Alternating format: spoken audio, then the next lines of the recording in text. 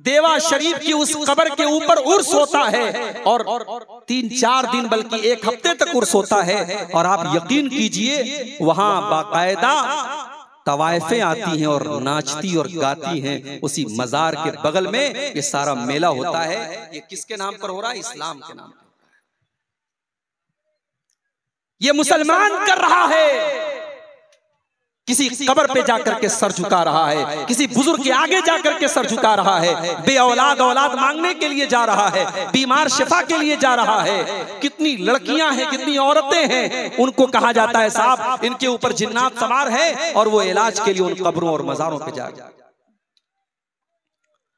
मौलाना अल्ताफ हुसैन हाली ने 100 साल पहले कहा था, करे गैर गर्बुत की पूजा तो काफिर, करे गैर गर्बुत की पूजा तो काफिर, कवाकिब में माने करिश्मा तो काफिर, झुके आग पर बहरे सजदा तो काफिर, जो ठहराए बेटा खुदा का तो काफिर, मगर मोमिनों पर कुशादा है राहें, परस्तिश करें शौक से जिसकी चाहें, नबी को जो चाहें खुदा कर दिखाएं, इमामों का रुतबा नबी से बढ़ाएं, मज़ारों पे जा जा के नजरें चढ़ाएं, शहीदों से जा जा के मांगे दुआएं, न तौहीद में कुछ फर्क इससे आवे, न इस्लाम बिगड़े न ईमान जावे।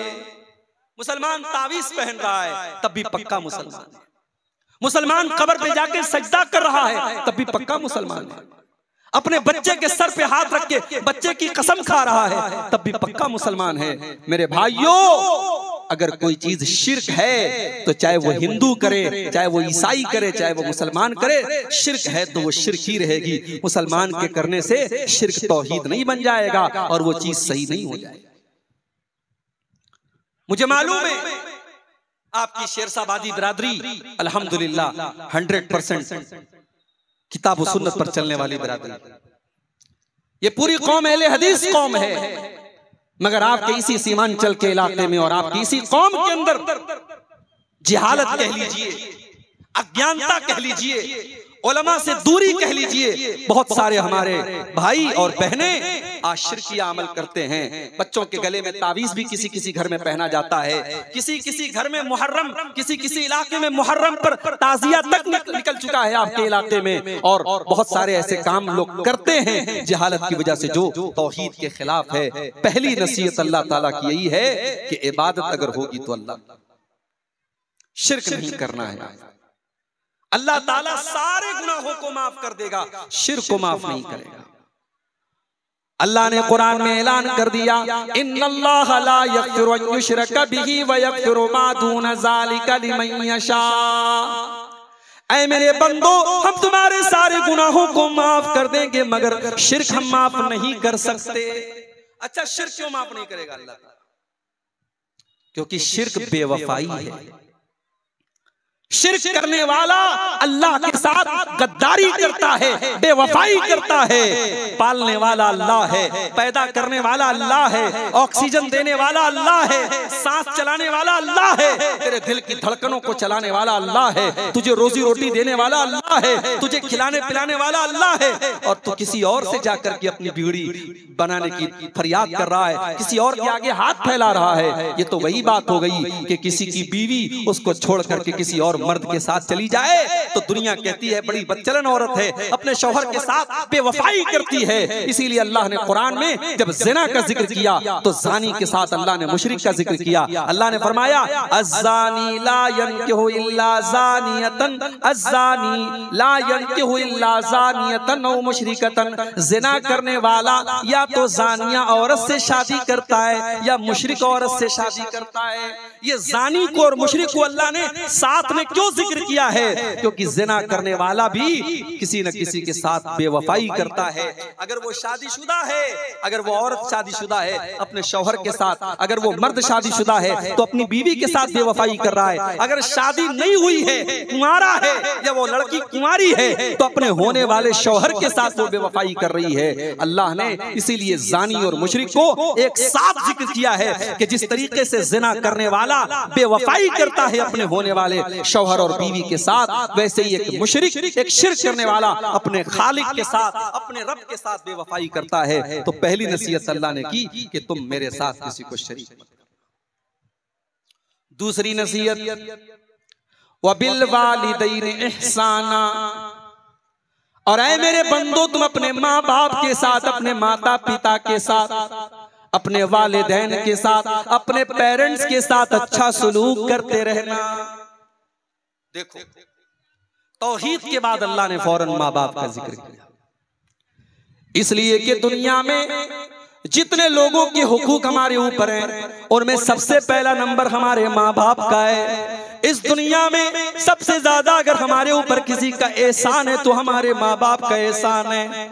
माँ को देखो, 9 महीने अपने पेट में रखती है, 9 महीने अपने पेट में रखने की तकलीफ आपकी माँ बर्दाश्त करती है, और जब 9 महीने पूरे हो जाते हैं उस बच्चे को अपनी जान पर खेल करके, अपनी जिंदगी को दांव पे लगा करके वो माँ जन्म देती है। बच्चा पैदा हो जाता है, अल्लाह ताला ने ये सिस्टम बनाया कि उसी माँ के बदन में उसके खून जिगर को अल्लाह ताला ने बच्चे की खुराक बना दिया। वो माँ 2 साल तक अपने बच्चे को अपना खून जिगर दूध की शक्ल में पिलाती है। मेरे प्यारे साथियों, उस माँ के एहसानात को तुम कभी नहीं चुका सकते।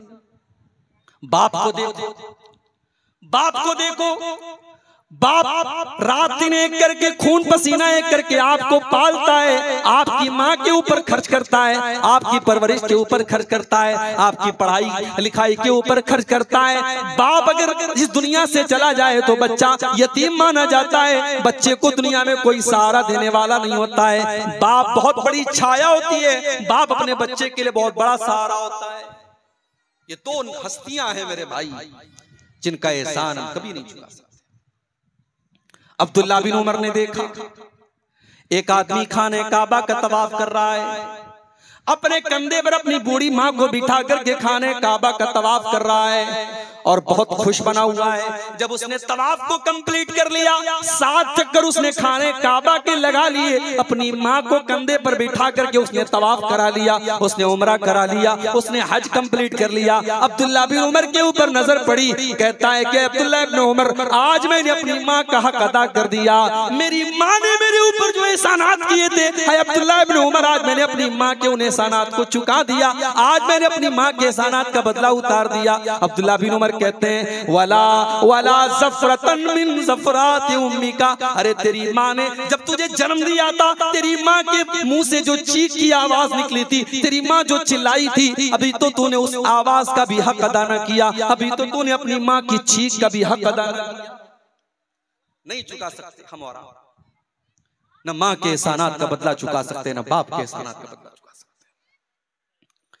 इसीलिए अल्लाह ताला अपनी तौहीद का ऐलान करने के बाद दूसरा हुक्म क्या दे रहा है? वह बिल वालिदैन इहसाना, अपने माँ बाप के साथ मरते दम तक भलाई करते रहो। इम्मा यबलुगन्ना इंदकल किबरा अहदुहुमा औ किलाहुमा फला तकुल लहुमा उफ्फिन, अगर तुम्हारे वालिदैन में से कोई एक तुमको बुढ़ापे में मिल जाए या दोनों बुढ़ापे में मिल जाए, अगर दोनों मिल गए तब तो अच्छी बात है, और एक अगर चला गया, माँ चली गई बाप बचा, बाप चला गया तो माँ बची, जब एक बचा है तो वो तो और ज्यादा तुम्हारी मदद का हकदार है, वो तो और ज्यादा तुम्हारे प्यार का हकदार है। वो अगर अकेला हो गया, कल तक बुढ़िया मौजूद थी, बूढ़े को कोई तकलीफ होती थी बुढ़िया से शेयर कर लेता था, बूढ़ी माँ को कोई तकलीफ होती थी अपने शौहर से शेयर कर लिया करती थी। आज शौहर का इंतकाल हो गया, वो बुढ़िया, वो माँ आज अकेली हो गई, वो रात में किसी के साथ अपने दुख दर्द को बयान नहीं कर सकती, इसलिए अल्लाह ने पहले एक का जिक्र किया, फरमाया इम्मा यबलुगन्ना इंदकल किबर अहदुहुमा औ किलाहुमा, अगर किसी एक को तुम बुढ़ापे की हालत में पालो या दोनों को बुढ़ापे की हालत में पालो, फला तकुल लहुमा उफ़िन, तो खबरदार अपनी बूढ़ी माँ को, अपने बूढ़े बाप को तुम कभी उफ भी मत कहना, उफ भी मत कहना। अरबी जबान में किसी को तकलीफ पहुंचाने के लिए सबसे हल्का अगर कोई लफ्ज है उफ है। अल्लाह ने कहा कि उफ भी मत कहना, यानी तकलीफ पहुंचाना, उनसे बदतमीजी करना, उनकी आंखों में आंसू लाना तो बड़ी दूर की बात है। तुम्हें अपनी जुबान से कोई ऐसा लफ्ज भी नहीं निकालना है जिससे तुम्हारी माँ को तकलीफ पहुंचे, तुम्हारे बाप को तकलीफ पहुंचे। यहां एक बात की और वजाहत कर देता हूं, जरूरी नहीं है हर मसले में माँ बाप सही हो। माँ बाप की जिद गलत भी हो सकती है, माँ बाप का फैसला गलत भी हो सकता है। अगर माँ बाप की कोई गलत बात है आप मत मानो मेरे भाई, उनकी हर बात मानना जरूरी नहीं है, उनकी गलत बात को आप इनकार कर सकते हो, मगर बदतमीजी करने का, उनको तकलीफ पहुंचाने की अथॉरिटी आपको नहीं है। उनकी गलत बात आप मत मानिए, लेकिन उनके साथ अच्छा सलूक करिए। आपकी बीवी है, माँ की आपकी बीवी के साथ नहीं बन पा रही है, आपने बहुत मैनेज करने की कोशिश की, बहुत संभालने की कोशिश की, लेकिन माँ में और बीवी में नहीं बन पा रही है, सास और बहू में नहीं निभ पा रही, कोई मसला नहीं, आप अपनी बीवी के साथ अलग रहो, आप अपना किचन अलग कर लो, माँ के साथ अच्छा सलूक करते रहो, माँ की जरूरतों को पूरा करते रहो, माँ को कोई तकलीफ न पहुंचाओ। लेकिन जब देख लिया कि ज्वाइंट फैमिली में साथ में रहना बहुत मुश्किल है, तो कोई बात नहीं, आप अपनी बीवी का भी हक अदा करो, बीवी को अलग कर सकते हैं अलग। जरूरी नहीं है कोई, ये फर्ज नहीं है कि माँ और बीवी में नहीं निभ पा रही है, झगड़े हो रहे हैं सास और बहू के और हम जबरदस्ती दोनों की जिंदगी को आजाद बना के रखें। नहीं, बीवी का हक अपनी जगह है, माँ का हक अपनी जगह है। आप अलग रहिए बीवी के साथ, आप अपना किचन अलग कर लीजिए, रिहाइश अलग कर लीजिए, लेकिन माँ के साथ अच्छा सलूक करते हैं। अल्लाह ने फरमाया उनको उफ भी न कहना, वला तनहरहुमा, उनको कभी डांट फटकार करके उनसे बात न करना, वकुल्लहुमा कौलन करीमा, और जब भी अपने माँ बाप से तुम बात करना तो बड़े अदब के साथ बात करना, बड़ी तमीज के साथ बात करना। तुमने अगर आज MBBS का एग्जाम पास कर लिया, तुम डॉक्टर बन गए, तुम्हारे माँ बाप अगर अंगूठा छाप है, तब भी उनके साथ तुम्हें बदतमीजी करने की कोई अथॉरिटी नहीं है, उनके साथ तुम गलत तरीके से बात न करना। तुम डॉक्टर हो गए तब भी उनके बेटे हो, अपनी माँ के सामने जब भी जाना, अपने बाप के सामने जब भी जाना, वो कुल्लहुमा कौलन करीमा, उनसे बड़े पोलाइटली लहजे में, बड़ी रिस्पेक्ट के साथ, बड़े सम्मान के साथ, बड़ी नरमी के साथ बात करना। और आगे क्या फरमाया, वक़्फ़िज़ लहुमा जनाह ज़ुल्लि मिनर रहमा, जिस तरीके से परिंदा आसमान से जब उतरता है, जमीन पर जब आता है तो अपने परों को समेट लेता है, अपने माँ बाप के लिए अपने परों को समेट लिया करो, यानी अपने माँ बाप के लिए अपने आप को टाइट ना बनाओ, अपने आप को हार्ड ना बनाओ। दुनिया में जितना भी नाम कमा लो, जितनी भी दौलत कमा लो, अपने माँ बाप के लिए हमेशा अपने आप को सॉफ्ट बना के रखो, अपने आप को नरम बना के रखो। वक़ुर रब्बिरहमहुमा कमा रब्बयानी सगीरा, और ये दुआ किया करो कि ऐ मेरे परवरदिगार, मेरे माँ ने मेरे ऊपर जो एहसान किया, मेरे बाप ने जो एहसान किया, आय अल्लाह मैं उनको चुका नहीं सकता, आय अल्लाह मैं तेरे ऊपर छोड़ देता हूँ, तू रहम फरमा। आय अल्लाह जिस तरीके से मेरे माँ बाप ने मुझे पाला है। मगर आज का नौजवान तो माशाअल्लाह मोबाइल चलाने में एक्सपर्ट है, मोबाइल चलाने में एक्सपर्ट है, लेकिन अपनी माँ और बाप के मरने के बाद इस काबिल भी नहीं है कि जनाजे की नमाज खड़े होकर के अपने माँ बाप की जनाजे की नमाज पढ़ सके। अरे ऐसी औलाद से तो बे औलाद बेहतर है। अगर बाप मर गया और माँ मर गई और औलाद अगर इस काबिल भी नहीं है कि अपने माँ बाप की जनाजे की नमाज खड़ी होकर के पढ़ सके, तो ऐसी औलाद किस काम की? कम से कम इस लायक बनो कि कल माँ दुनिया से चली जाए, कल बाप दुनिया से चला जाए, तो खड़े होकर के जनाजे की नमाज में अपने बाप के लिए, अपनी माँ के लिए मग़फ़िरत की दुआ कर। और मेरे भाइयों, ये मदरसे, ये छोटे छोटे मदरसे हैं ना, इनको हकीकत, ये मदरसे बंद हो गए तो आपके बच्चों को जो छोटी छोटी जो दुआएं आती हैं, ये दुआएं भी कोई सिखाने वाला नहीं। कम से कम इसी बहाने आपके बच्चे ठीक है मदरसे के बाद आगे की तालीम नहीं हासिल कर सके, स्कूल में चले गए, कॉलेज में चले गए, लेकिन अगर उनकी बुनियाद मजबूत है, उन्होंने प्राइमरी तक और उसके बाद तो 4 दर्जे अगर इन मदरसों में पढ़ा होगा आपके लड़कों ने, आपकी लड़कियों ने, आपकी बच्चियों ने, तो इंशाअल्लाह वो इस लायक तो रहेंगे कि जब जिंदगी में हाथ उठाएंगे तो अपने माँ बाप के लिए मग़फ़िरत की दुआ कर सकेंगे। और एक बात बोलूं, माँ बाप के लिए मग़फ़िरत की दुआ करना ये भी बड़े नसीब की बात है। सबको नसीब नहीं होता है ये। इब्राहीम अलैहिस्सलाम इतने बड़े नबी हैं, उनका बाप मुशरिक था, उनका बाप आज़र मुशरिक था, और इब्राहीम अलैहिस्सलाम अपने बाप से वादा करते हैं कि अब्बा जान मैं आपके लिए अल्लाह से माफी मांगूंगा, मैं अल्लाह से मग़फ़िरत की दुआ करूंगा, लेकिन अल्लाह ने मना कर दिया। अल्लाह ने कहा नहीं ऐ इब्राहीम, तुम्हारा बाप मुशरिक है और मुशरिक के लिए मग़फ़िरत की दुआ नहीं की जा सकती। इब्राहीम अलैहिस्सलाम चाह करके भी अपने बाप के लिए मग़फ़िरत की दुआ नहीं कर सके। हमारे प्यारे नबी, अल्लाह के आखिरी नबी, अपनी माँ के लिए मग़फ़िरत की दुआ करना चाहते थे।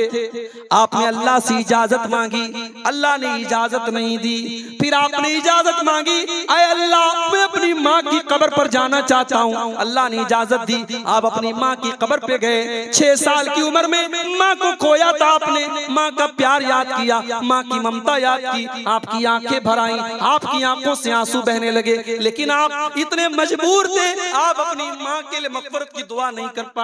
मेरे भाइयों, अगर आज अल्लाह ने हमारे माँ बाप को मुसलमान बनाया है, हमारे माँ बाप को तौहीद वाला बनाया है, हम बहुत बड़े खुशनसीब हैं। हम अपनी माँ के मरने के बाद, अपने बाप के मरने के बाद कम से कम अपने माँ बाप के लिए मग़फ़िरत की दुआ तो कर सकते हैं। अपने माँ बाप के लिए अल्लाह ताला से माफी तो मांग सकते हैं। अगर माँ मुशरिक हो या बाप मुशरिक हो तो उनके लिए मग़फ़िरत की दुआ करना भी जायज़ नहीं है।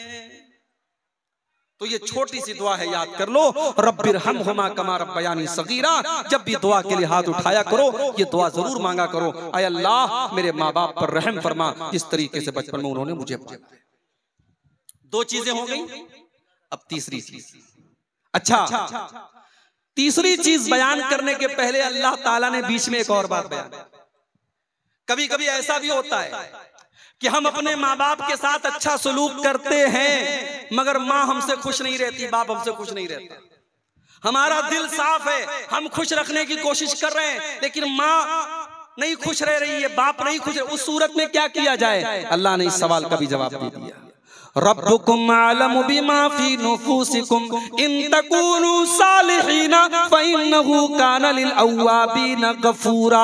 ऐ मेरे बंदो, अगर तुम्हारा दिल साफ है, अगर तुम्हारी नीयत साफ है, अगर तुम अपने माँ बाप को खुश करना चाहते हो, तुम्हारे दिल में कोई चोर नहीं है, तुम्हारे दिल में कोई खोट नहीं है, तो कोई बात नहीं, अल्लाह ताला तुमको माफ कर देगा। अगर माँ तुमसे खुश नहीं हो पा रही है, बाप तुमसे खुश नहीं हो पा रहा है, तुम अपनी तरफ से भरपूर कोशिश कर रहे हो, तो कोई बात नहीं, तुम अल्लाह ताला से माफी मांग लो, अल्लाह माफ कर देगा, उसमें तुम्हारी कोई खता नहीं है।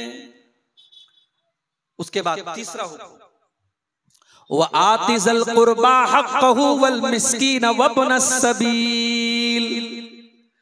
अपने रिश्तेदारों को उनका हक दिया करो और गरीबों को उनका हक दिया करो और मुसाफिरों को उनका हक दिया करो। पहले रिश्तेदार का जिक्र किया, रिश्तेदार का जिक्र किया।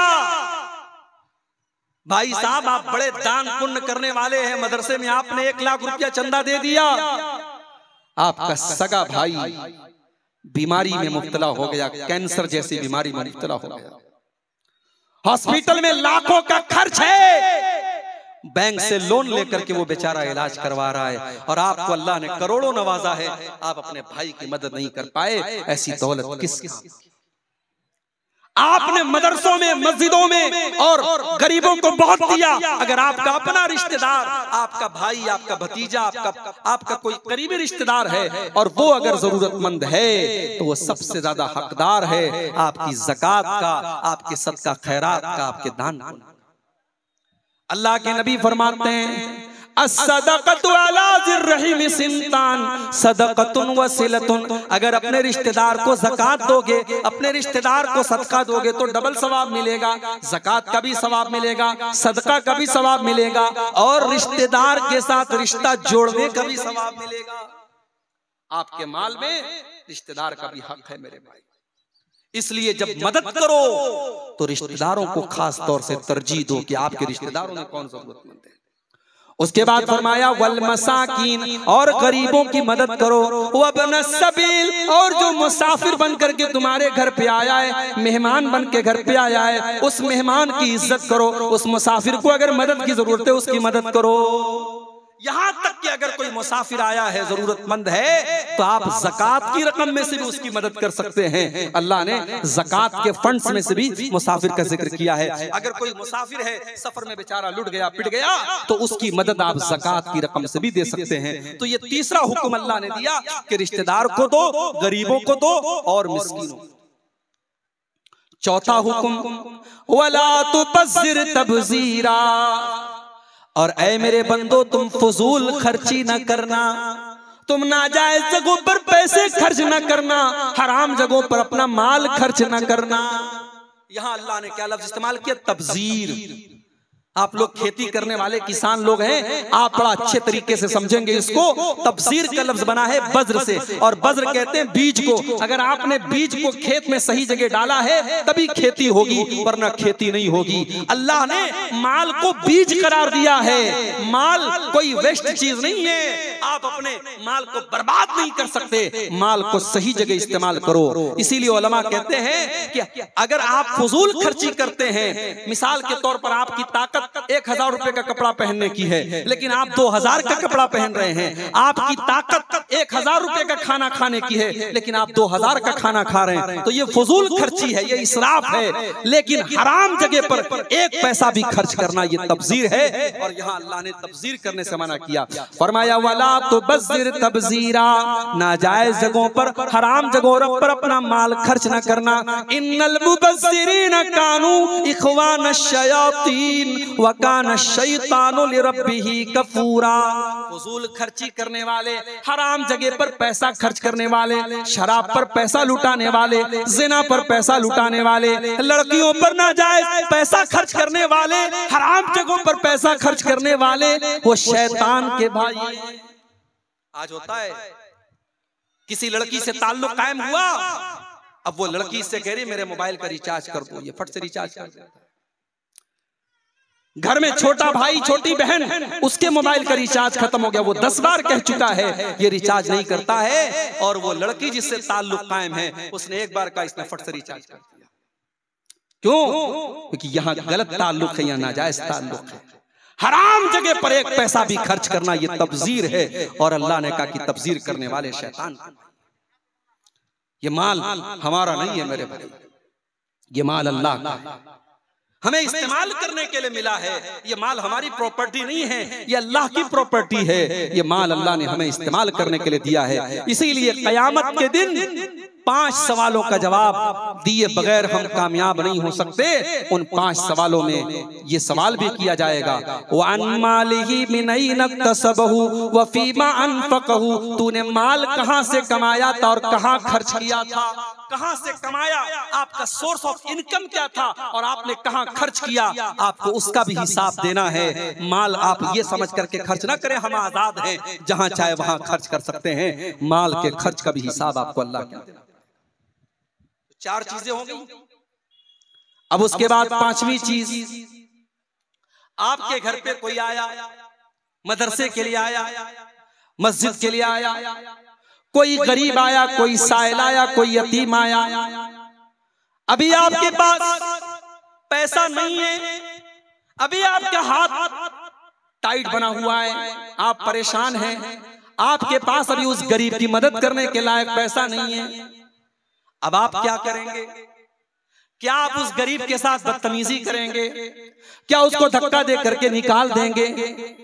जैसे मुंबई वगैरह में और बड़े बड़े शहरों में होता है, हमारे जो मदरसे के चंदा लेने वाले बेचारे मौलवी हजरात जाते हैं, कभी वो मंजर आप जाकर के देखिए तो आंखों में आंसू आ जाएंगे।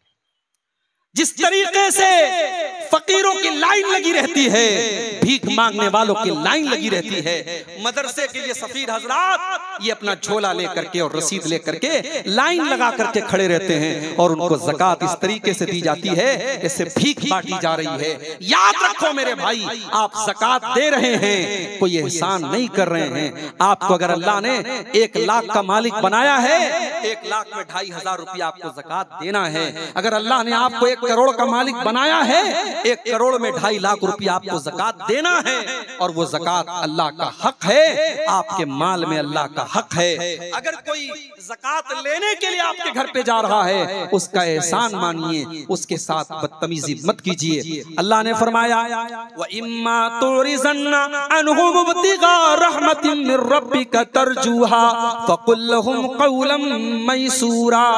अगर किसी गरीब को देने के पास तुम्हारे पास उस गरीब को देने के लायक पैसा नहीं है, तुम्हारा हाथ अभी टाइट बना हुआ है, तो उसको बड़े प्यार से, बड़ी नरमी से उसको टाल दो। उससे कहो कि बाद में आ जाना, अभी मेरे पास ताकत नहीं है। उससे झिड़क करके, उससे बदतमीजी के साथ बात मत करना। अल्लाह, किसी गरीब के साथ आपको बदतमीजी से बात नहीं करना है। आप पैसे वाले, आप हैसियत वाले हैं, तो क्या गरीब की अपनी इज्जत और उसकी अपनी हैसियत नहीं होती? किसी साइल और किसी मांगने वाले को भी आपको बदतमीजी से बात नहीं करना है। अल्लाह ने अपने नबी से फरमाया वो अम्मा साइला फला तनहर, ऐ नबी आप किसी साइल को, किसी मांगने वाले को कभी झिड़क करके बात मत कीजिए। आपको देना हो तो दे दीजिए, ना हो तो मना कर दीजिए, लेकिन बदतमीजी करने का, झिड़कने का, डांटने का अधिकार आपको नहीं है। तो ये 5वीं नसीहत अल्लाह ने की कि अगर आपको देने के लायक पैसा नहीं है तो आप नरमी के साथ और प्यार के साथ बात करके टाल दीजिए। नंबर 6, छठी नसीहत वला तजाल यदक मगलूलतन इला उनुकिक वला तबसुतहा कुल्लल बस्ती फतक़ुद मलूमम महसूरा। ये बड़ी प्यारी बात है। अल्लाह ने कहा कि अपने हाथ को अपनी गर्दन में बांध कर मत रखो, इतने टाइट मत बन जाओ, इतने कंजूस मत बन जाओ कि बीवी अपने जायज नमक लाना है, तेल लाना है, आटा लाना है, उसके लिए भी तुम्हारी जेब से पैसा नहीं निकलता। बच्चों की किताब कॉपी लाना है, कलम लाना है, जरूरत की चीजें लाना है, उसके लिए भी तुम्हारी जेब से पैसा नहीं निकल रहा है। पैसा है लेकिन तुम नहीं दे रहे हो, इतने बखील भी मत बनो। और एक मसला बता दे रहा हूं, शौहर अगर बीवी की जायज जरूरतों को पूरा नहीं कर रहा है, हमारे शौहर हजरात नाराज ना हो, हदीस की रोशनी में मसला बयान कर, अगर शौहर बीवी की जायज जरूरतों को पूरा नहीं कर रहा है, उसका खर्च नहीं दे रहा है, तो बीवी शौहर को बताए बगैर उसके पॉकेट में से, उसकी तिजोरी में से, उसके पर्स में से पैसा ले सकती है। बीवी चुरा सकती है बीवी शौहर का पैसा, कब? जब शौहर बीवी का जरूरी खर्च पूरा नहीं कर रहा है, शौहर के पास पैसा है फिर भी खर्च नहीं कर रहा है, तो बीवी बगैर बताए ले सकती है। अब कल से ऐसा ना हो कि साहब आपके पर्स में से 500-500 के नोट गायब होने लगे और आप बीवी से पूछे तो कि अब्दुल गफ्फार साहब ने मसला बता दिया है, मैंने ले लिया है। ये गलत तरीका नहीं अपनाना है। मैंने कह दिया जहां जरूरत है वहां ले सकती है। हजरत अबू सुफियान रज़ी अल्लाह तआला अन्हु की बीवी अल्लाह के नबी के पास आती है और कहती है, अल्लाह के नबी मेरे शौहर बहुत कंजूस हैं, बखील हैं, हमारी जायज जरूरतों के लिए भी पैसा नहीं देते हैं, क्या मैं उनकी इजाजत के बगैर उनसे पैसा ले सकती हूँ? अल्लाह के नबी ने कहा हाँ ले सकती हो। तो बीवी शौहर अगर कंजूस और बखील है, बास शौहर बेचारे बड़े कंजूस होते हैं, अल्लाह ताला हिफाजत करे, और वो अपने बच्चों की जायज जरूरतों को भी पूरा नहीं करते हैं, तो ऐसी कंजूस शौहरों की बीवियां उनकी तिजोरी में से पैसा बगैर बताए ले सकती हैं। अल्लाह ने कहा कंजूस भी मत बनो, वला तबसुतहा कुल्लल बस्ती फतक़ुद मलूमम महसूरा, और अपने हाथों को इतना फैला भी न देना कि बाद में तुमको मोहताज हो जाना पड़े। अपनी चादर के बराबर तुम अपना पैर फैलाना, उससे ज्यादा तुम फैलाओगे तो तुम्हारी चादर खुल जाएगी, तुम बेआबरू हो जाओगे, बेइज्जत हो जाओगे। अपनी लिमिट से ज्यादा खर्च ना करना। एक मसला अक्सर पूछा जाता है, मौलवी साहब क्रेडिट कार्ड इस्तेमाल करना कैसा है? आजकल क्रेडिट कार्ड पे बड़े ऑफर भी आते हैं, आजकल मोबाइल जैसे फ्लिपकार्ट पे, अमेजॉन पे अगर आपको मोबाइल लेना है, अगर आप कैश में मोबाइल लेंगे 25,000 का मिलेगा, क्रेडिट कार्ड के जरिए लेंगे पता लगा साहब 2,000 की छूट चल रही है, 3,000 की छूट चल रही है, और क्रेडिट कार्ड फ्री में बन भी जाता है। बन तो जाता है फ्री में, और कुछ क्रेडिट कार्ड ऐसे भी होते हैं कि उसमें कोई इंटरेस्ट भी नहीं लगता है। चलो वहां तक तो ठीक है, मगर होता क्या है, अब क्रेडिट कार्ड आपको मिल गया, क्रेडिट कार्ड पे आपको लिमिट मिल गई 1 लाख रुपए की, अभी आपके अकाउंट में सिर्फ 10,000 रुपया है, लेकिन आपको क्या लग रहा है कि मैं 1 लाख का मालिक बन गया। अब आप धीरे धीरे शॉपिंग कर रहे हैं, ऑनलाइन चीजें देख रहे हैं, बीवी ने कहा ये भी ले लो, आपने ये भी ले लिया, बच्चे ने कहा ये भी ले लो, आपने ये ले, आपने 1 लाख रुपए तक का सामान ले लिया। अब क्रेडिट कार्ड का बिल आया, उसमें लिखा है साहब अक्टूबर में आपने 1 लाख का सामान खरीदा है, नवंबर की 30 तारीख तक अगर आपने पे नहीं किया तो आपको डेली 200 रुपया पेनाल्टी लगेगी। मैं 200 मिसाल के तौर पे कह रहा हूं, ज्यादा भी लग सकती है। अब ये जो पेनाल्टी लग रही है, एक तो ये हराम है, ये ब्याज है, सूद है, और दूसरे ये है कि आपने अपनी लिमिट से ज्यादा खर्च किया। इसीलिए कभी लोन लेना, लोग ये भी सवाल करते हैं कि लोन लेकर के कारोबार करना कैसा है। बास लोगों ने रास्ता निकाला कि साहब हिंदुस्तान है, यहाँ अगर हम लोन नहीं लेंगे बैंक से तो कैसे तरक्की करेंगे, कैसे हम बिजनेस करेंगे। कोई जरूरत नहीं। मैं कहता हूं ऐसी तरक्की हमें नहीं करना है जिसके लिए हमें गलत रास्ता अपनाना पड़े। आज हमारी कौम में करोड़पति और अरबपति लोग मौजूद हैं। अगर चाहें तो आपस में ऐसी कोई सोसाइटी बना लें, ऐसा कोई कोऑपरेटिव सिस्टम बना लें कि बगैर ब्याज के जरूरतमंद लोगों को कर्जा दें, मगर वो हो नहीं सकता, वो पॉसिबल नहीं। हमारी कौम के हालात हम सबको अच्छी तरीके से मालूम है। अब बैंक में जाकर के बगैर किसी मजबूरी के जो एक इंसान अपने शौक को पूरा करने के लिए और मजबूरी का नाम लगा करके जो लोन ले रहा है, माफ कीजिए, ये लोन मेरे भाइयों सही नहीं है। अल्लाह ने उसूल बता दिया कि आप अपने हाथों को गर्दन से बांध कर भी मत रखिए और अपने हाथों को फैला करके भी मत रखिए। बखील और कंजूस भी मत बनिए और अपनी लिमिट से ज्यादा आप सखावत भी मत कीजिए। और उलमा ने लिखा है कि अगर इन 2 चीजों को आदमी अपना ले तो कभी इंसान परेशान नहीं होगा, कभी कर्जे की नौबत नहीं आएगी। कर्जे की नौबत तभी आती है जब इंसान अपनी लिमिट से ज्यादा खर्च करता है। तो ये 2 चीजों को आप अपना लीजिए। ये 5 चीजें। नंबर 6, अच्छा 5वीं चीज को बयान करने के बाद अल्लाह ने एक और बात बयान की, इन्ना रब्बका यबसुतुर रिज़्क़ लिमन यशाउ व यक़दिर इन्नहु काना बिइबादिही खबीरम बसीरा। ऐ दौलत वालों, कहीं तुम्हारे दिल में ये एहसास ना पैदा हो जाए कि मेरे पास दौलत है इसलिए मैं बहुत अच्छा हूं, और किसी गरीब को ये ना लगे कि मेरे पास दौलत नहीं है इसलिए अल्लाह मुझसे नाराज हो गया है। नहीं, कभी कभी अल्लाह काफिरों को भी दौलत देता है, अल्लाह मुशरिकों को भी दौलत देता है, अल्लाह शराबियों को भी दौलत देता है, अल्लाह ज़ानियों को भी दौलत देता है। इन्ना रब्बका यबसुतुर रिज़्क़ लिमन यशाउ व यक़दिर, अल्लाह जिसको चाहता है रोजी खोल करके देता है और जिसको चाहता है रोजी तंग कर देता है। अल्लाह की रोजी का निजाम उसके हाथ में है। आप जरूरी नहीं है कि आप अल्लाह को नाराज करें तो आपको रोजी न मिले, और जरूरी नहीं है कि आप बहुत मुत्तकी और परहेजगार है तो आपको रोजी मिले। रोजी का सिस्टम अलग है। अल्लाह ने कारून को भी दौलत दी थी, अल्लाह ने फिरौन को भी दौलत दी थी। तो दौलत का निजाम अल्लाह ने अपने हाथ में रखा है। उसकी वजह से कोई ये ना समझे कि दौलत वाले से अल्लाह बहुत खुश है और गरीब से अल्लाह नाराज है, ऐसा नहीं। तो 5 चीजें हो। नंबर 6,